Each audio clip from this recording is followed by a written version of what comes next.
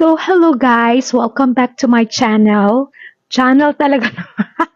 As if my channel. Well, anyway, kung anong tawag nyo dyan. So, okay na. Channel or Facebook or whatever. Basta, welcome sa channel ko.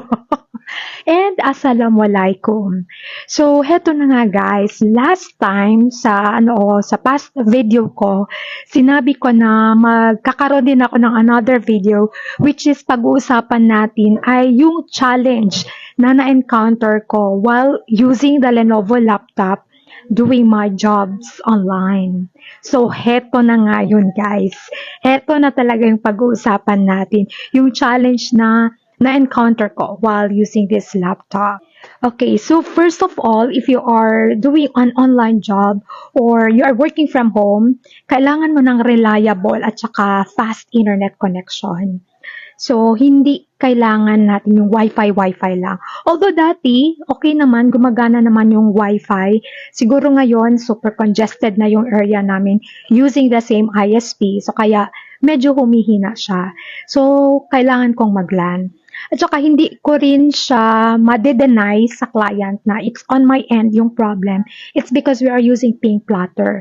So kapag gumagamit ako ng Wi-Fi, yung ping plotter ko is nagre-red talaga, which is an indicator na sa akin yung problem, mahina yung internet connection ko. Or minsan, pinapakita talaga doon na may mga packet losses. So, yun ang kinailangan kong mag-LAN. So, at doon din nag-exist yung problem ko while using this Lenovo. Okay, yung main problem ko was hindi kasi akma yung lalagyan ng port sa port ng DSL ko at saka yung sa Lenovo.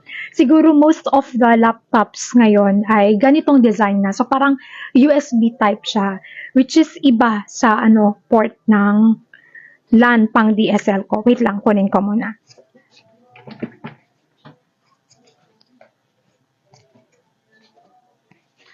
Alright, so ganito yung yung port sa DSL ko.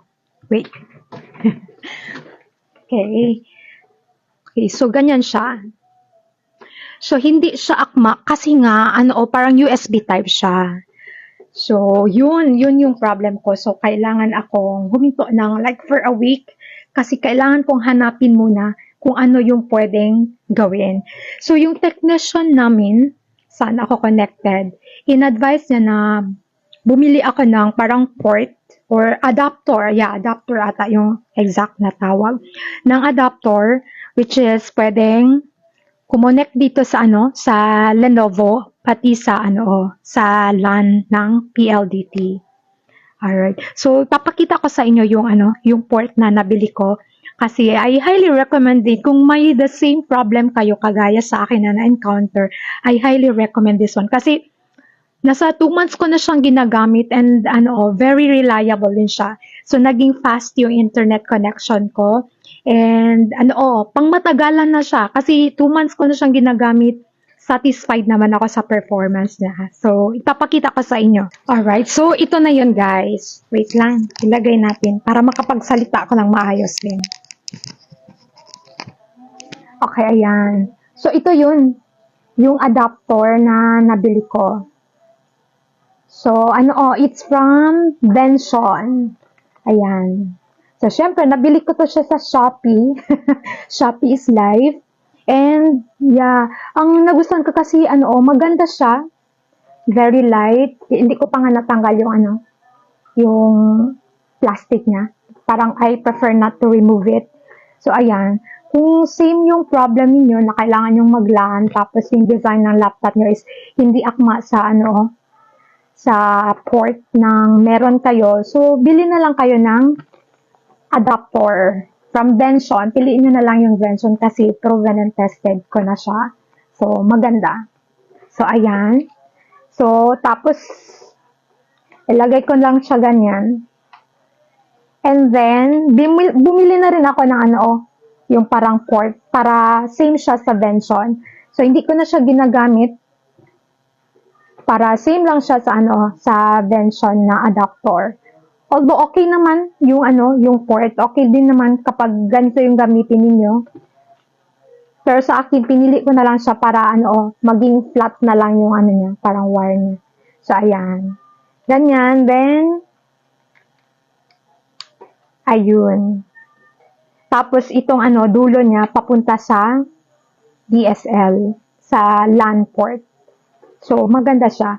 And naging fast and reliable na yung internet connection ko. So, ayan, at least maibsan yung challenge na na-encounter ko. Although, like what I've said, pwede naman tong gamitin. Ipakita ko ha. Eto. Kapag ito naman, kapag ayaw nyo naman bumili ng bagong port, ayan, pwede naman siya. Pero sa akin, bumili na lang ako para maging bago na rin. At saka, pinili ko na lang yung yung flat, yung wire niya. Kasi yung dati, yung free na bigay sa atin ng company ng ISP, ISP, ay yung parang bilog siya, round. So, sa akin, from Benson din, yung cable niya is flat na siya. So, mas maganda, di ba? Parang cute-cute. Parang inspired ka rin mag-work. Charis! Alright, anyway, kung may mga suggestions din kayo kung ano pa yung pwedeng gawin para maging fast and reliable yung internet connection, you can comment down below. Or, yeah, sa mga working from home, baka pwede nyo naman isuggest kung ano yung backup ninyo na ISP kapag mahina yung internet connection ninyo. So anyway, that's all for today.